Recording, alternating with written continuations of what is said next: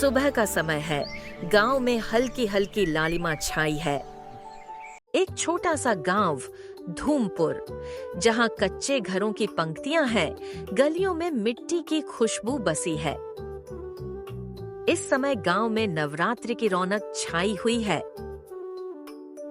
गांव के चौपाल पर मेला लगा है।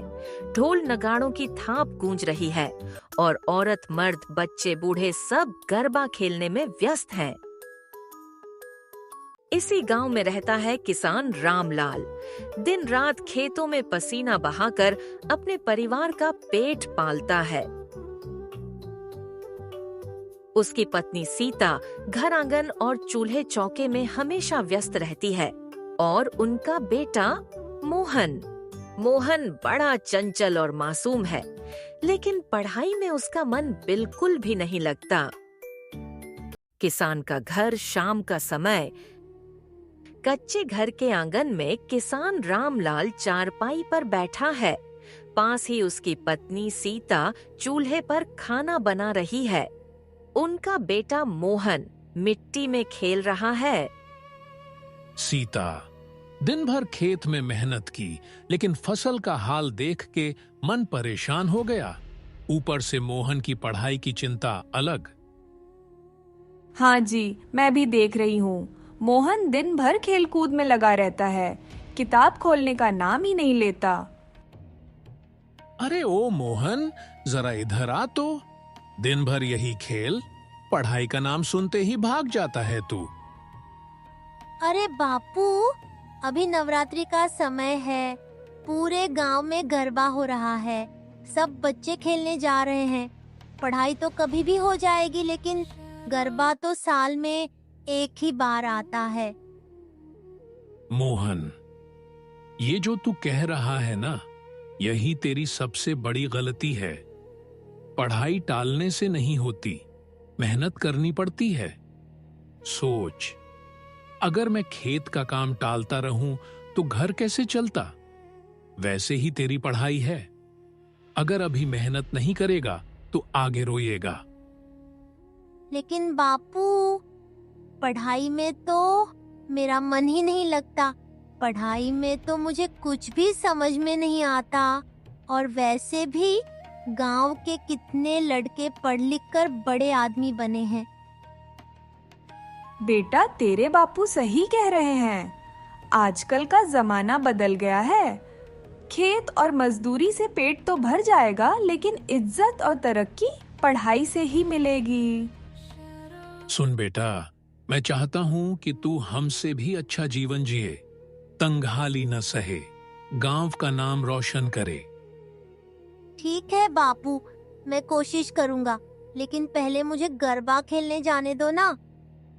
जा बेटा, खेल ले, लेकिन मेरी ये बात याद रखना, जिंदगी का असली गरबा तो पढ़ाई की मेहनत से ही होता है। गांव का पंडाल, नवरात्रि की रात, ड्रम, ढोलक और तालियों की आवाज, रंग बिरंगी रोशनी से सजा पंडाल। लोग जय माता दी के जयकारे लगा रहे हैं। जय माता दी, जय माता दी। मोहन बच्चों के साथ गरबा खेलने में मग्न है। रामलाल और सीता माता की मूर्ति के सामने हाथ जोड़कर खड़े हैं। देखो जी, कितनी भीड़ है। सब लोग माता रानी के दरबार में अपनी अपनी मुरादें लेकर आए हैं। हाँ सीता, और मैं भी आज अपने बेटे के लिए एक दुआ मांगने आया हूँ। रामलाल मूर्ति के सामने खड़ा होकर आंखें बंद करता है, हाथ जोड़कर प्रार्थना करता है। हे माँ जगदम्बा, मैं गरीब किसान हूँ। मेरी जिंदगी तो मेहनत में गुजर जाएगी, लेकिन मेरी सबसे बड़ी तमन्ना है कि मेरा बेटा पढ़ लिख कर बड़ा आदमी बने। माँ, उसे समझ दो, बुद्धि दो, ताकि उसका मन पढ़ाई में लगे, वह अच्छे नंबर से पास हो और हम सबका नाम रोशन करे। माँ, मेरी यह विनती सुन लो।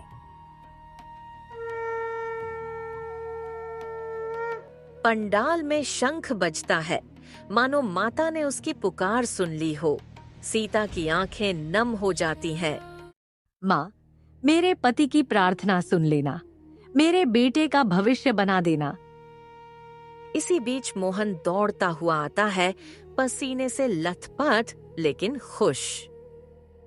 बापू, अम्मा, मैंने कितना अच्छा गरबा खेला।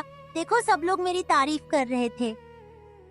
काश बेटा, जिस तरह तू खेल में मन लगाता है उसी तरह पढ़ाई में भी मन लगाए। सूरज की किरणें घर में आ रही हैं। सीता चूल्हे पर काम कर रही है। अचानक वह देखती है कि मोहन किताब खोलकर बैठा है। क्या बात है, आज मेरा बेटा सुबह सुबह पढ़ाई कर रहा है। अम्मा, कल जब हम माता के पंडाल में गए थे, मैंने महसूस किया जैसे माँ ने मेरी आंखों में देखा और कहा, अब पढ़ाई कर। तभी से मन बदल गया है। अब मुझे पढ़ाई में मजा आने लगा है। हे माँ, तेरा आशीर्वाद सच में चमत्कारी है।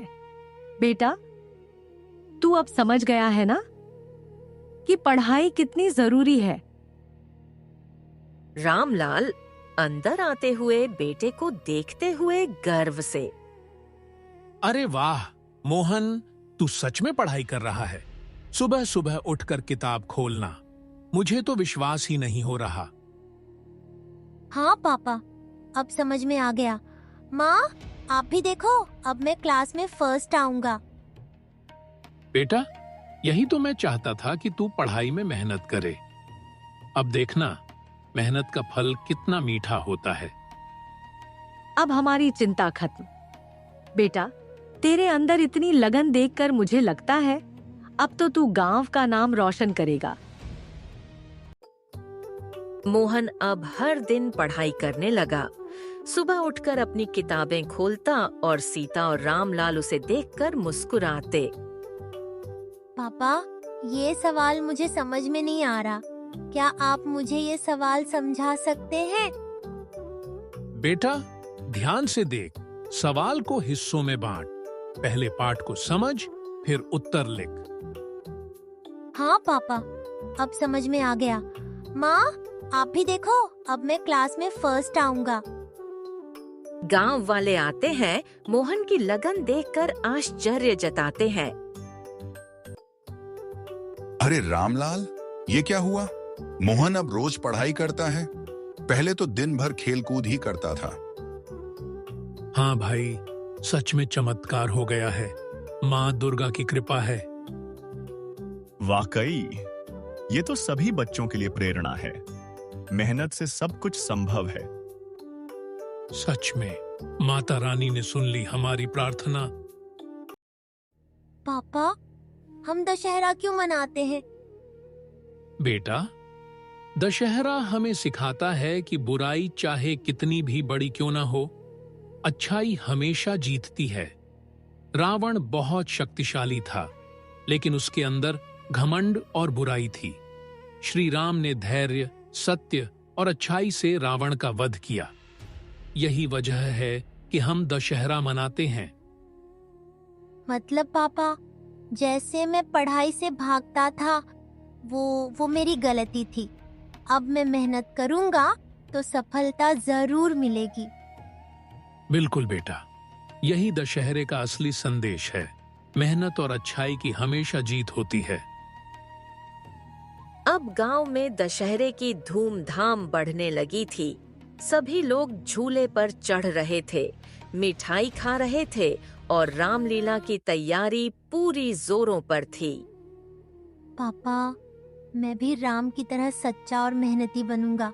क्या माँ और आप मुझे आशीर्वाद देंगे? बेटा, माता रानी हमेशा तेरे साथ हैं। बस तू ईमानदारी और मेहनत से आगे बढ़ता रह। बेटा, यही हमारी दुआ है कि तू जीवन में हमेशा सही रास्ते पर चले।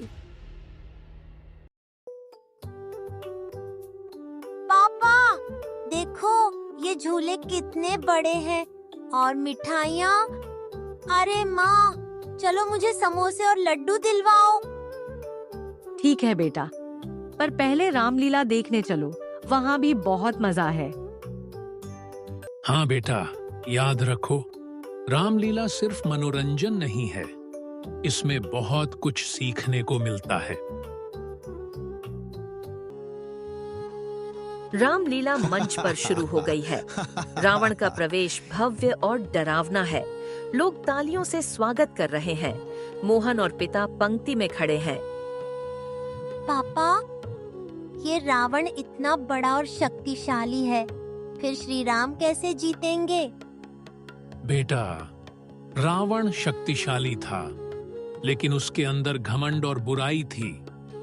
श्री राम ने धैर्य, सत्य और अच्छाई से रावण का वध किया। यही दशहरे का असली संदेश है। रावण, अब तक तुम्हारे अत्याचारों को मैंने सहा, पर आज धर्म की विजय होगी। तुम्हारा अहंकार टूटेगा।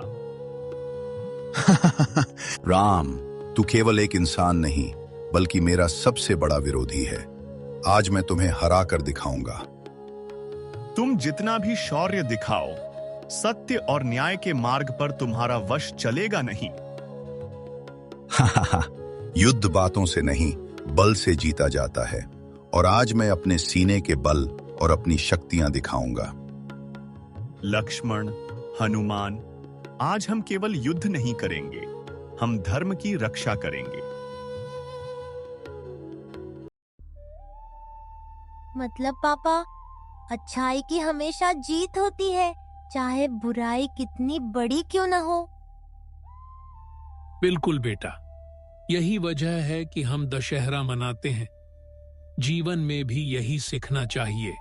मेहनत करो, ईमानदार रहो और कभी हार मत मानो। मोहन मंच पर हो रही रामलीला को ध्यान से देखता है। उसकी आंखों में चमक है। वह सोचता है कि जैसे श्री राम ने रावण को हराया, वैसे ही वह अपने जीवन में कठिनाइयों को हराकर सफल होगा। पापा, अगर मैं भी पढ़ाई में मेहनत करूं और गलतियों से सीखूं, तो मैं भी किसी चुनौती को जीत सकता हूं, है ना? बिल्कुल बेटा, याद रखो, मेहनत और धैर्य ही असली शक्ति है। सारा गांव खुश था।